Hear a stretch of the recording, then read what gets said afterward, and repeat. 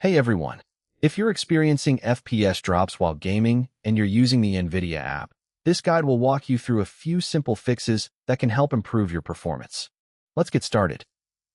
First, go to your desktop and right-click anywhere on an empty space. If you're on Windows 11, click Show More Options, then select NVIDIA Control Panel. You can also open the Start menu, search for NVIDIA Control Panel, and launch it from there. Once the NVIDIA Control Panel opens, click Manage 3D Settings from the left-hand menu, then make sure you're on the Global Settings tab. Scroll down until you find Shader Cache Size. Click the drop-down menu and change the setting to Disabled.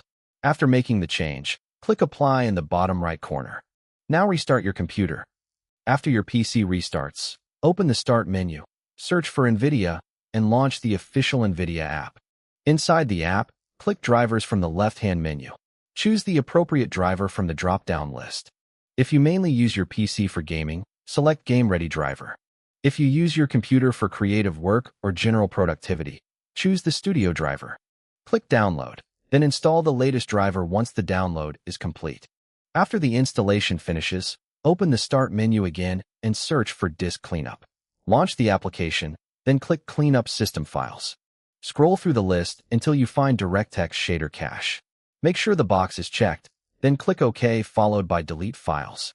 Once the cleanup is complete, open the NVIDIA Control Panel again. Go back to Manage 3D Settings, scroll down to Shader Cache Size, and this time change the setting from Disabled back to Driver Default. Click Apply to save the changes. Finally, restart your computer one more time. After the second restart, your FPS drops should be resolved, and your game should run much more smoothly. If this tutorial helped you fix the issue, don't forget to leave a comment and let me know. Thanks for watching, and I'll see you in the next video.